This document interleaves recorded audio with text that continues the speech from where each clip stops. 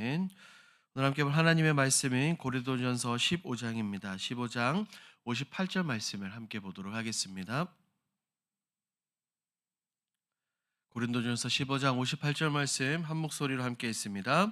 그러므로 내 사랑하는 형제들아 견실하며 흔들리지 말고 항상 주의 일에 더욱 힘쓰는 자들이 되라. 이는 너희 수고가 주 안에서 헛되지 않는 줄 알미라. 아멘.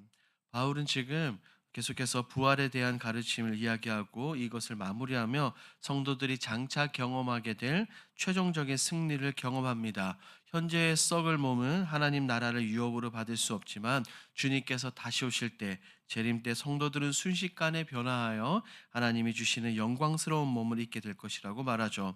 그러므로 오늘 본문은 죽음과 죄를 이기신 예수 그리스도 안에서 성도들이 최후의 승리를 얻게 되므로 흔들리지 말고 앞을 바라보며 달려가라고 이야기를 합니다.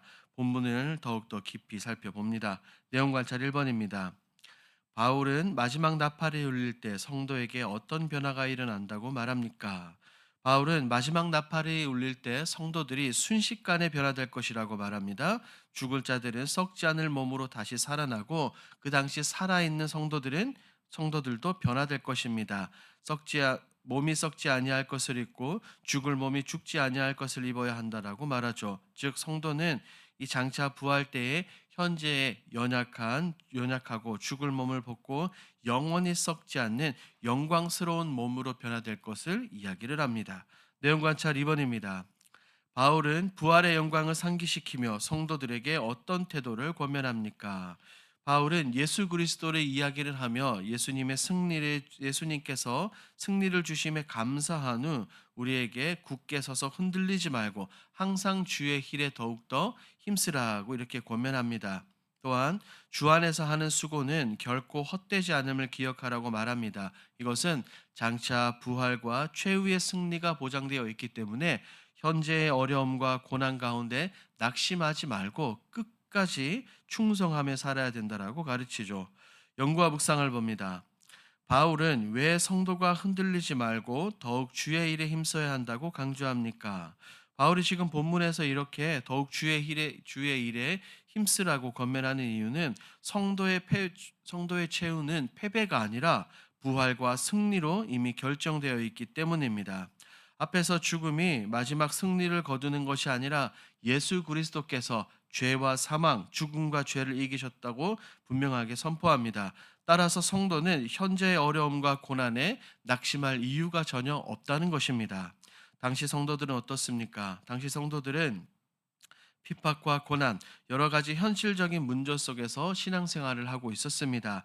인간적인 눈으로 보면 그들의 수고와 헌신이 헛되이 보일 수 있었습니다. 하지만 바울이 분명하게 말하는 것은 우리 모든 믿는 성도들에게, 그 당시 성도들에게도 부활의 소망이 있기 때문에 성도의 하는 모든 수고는 결코 헛되지 않는다라고 이렇게 말하죠.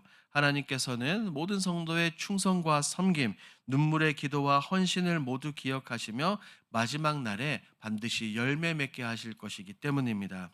또한 바울은 부활 신앙이 현재의 삶을 게으르게 만드는 것이 아니라 더욱더 충성된 삶으로 만든다라고 말하죠.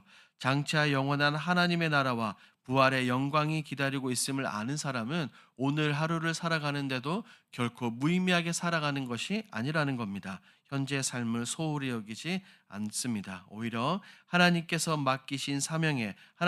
주신 이 사명에 더욱더 헌신하게 되죠. 그렇기 때문에 바울은 본문에서 이렇게 강조합니다. 굳게 서라, 흔들리지 말라, 더욱 힘쓰라고 연속해서 권면합니다. 감정에 따라 신앙생활하지 말고 부활의 약속 위에 굳게 서서 끝까지 충성하라는 뜻입니다.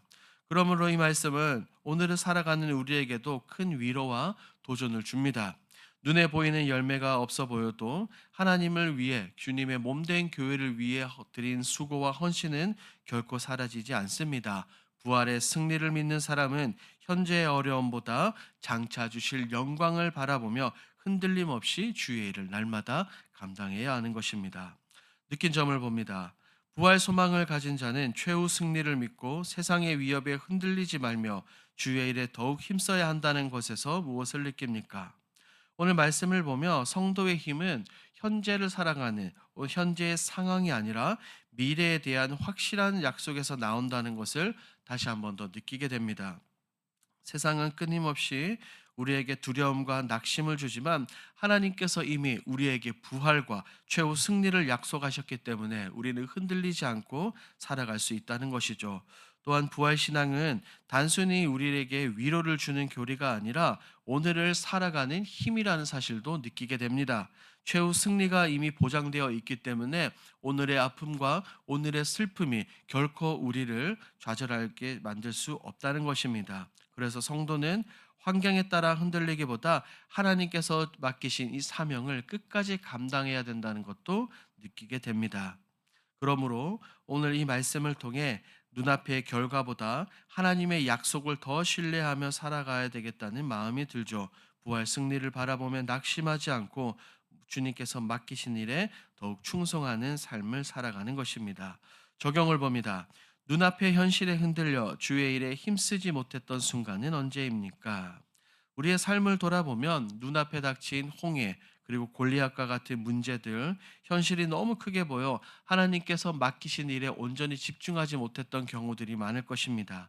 피곤함과 염려, 사람들의 반응, 눈에 보이지 않는 열매 때문에 좌절한 적은 없습니까? 성경을 보면 이런 예들이 굉장히 많습니다. 대표적으로 구약을 보면 열왕기상에 나오는 엘리야를 볼 수 있겠죠. 갈멜산에서의 큰 승리를 경험한 후 이세벨의 위협 앞에서 두려워하며 광야로 도망갑니다. 엘리야는 눈앞에서 하나님의 능력을 분명하게 경험했음에도 불구하고 눈앞의 현실과 위험이 생명의 위협이 크게 느껴져 낙심했습니다. 하지만 하나님께서는 엘리야를 버리지 않으시고 다시 일으켜 세우셔서 그에게 주신 사명을 감당하게 하셨습니다. 이 말씀을 통해서 묻고 생각하게 됩니다.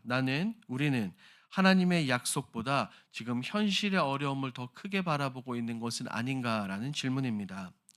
눈앞의 결과와 환경의 마음을 빼앗기기보다 부활의 소망과 하나님의 약속을 바라보며 끝까지 달려가야 되겠다는 것을 생각하게 됩니다. 하나님께서 기억하시는 수고는 결코 헛되지 않음을 믿고 다시 일어나 분명한 결단으로 나아가야 될 줄 믿습니다.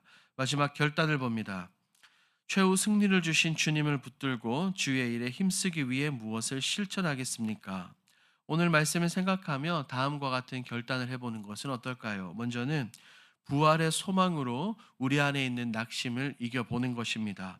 문제와 실패보다 하나님께서 약속하고 하나님께서 우리에게 주실 최후의 승리를 바라보며 좌절과 낭망 대신에 승리의 믿음으로 나아가는 것입니다. 그럴 때 우리의 삶 가운데 진정한 부활의 참 능력을 경험하게 될 것입니다. 이어서 주님의 일을 기쁨으로 감당하는 것입니다. 억지로 하는 것이 아니라 주 안에서 믿음 안에서 하나님께서 맡기신 이 모든 일에 대한 수고는 결코 헛되지 않음을 믿고 살아가는 것입니다.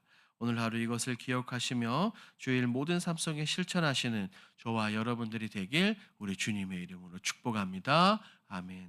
오늘 들은 말씀을 기억하며 함께 기도로 나아가겠습니다. 첫 번째입니다.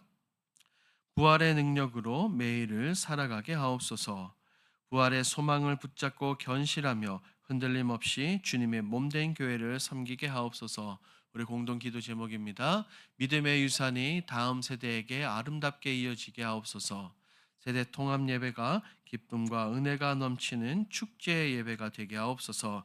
이와 같은 공동 기도 제목으로 기도하시고 여러분들이 가지고 오신 개인 기도 제목으로 자유롭게 기도하시다가 돌아가겠습니다. 우리 주여 힘차게 부르짖고 기도합니다.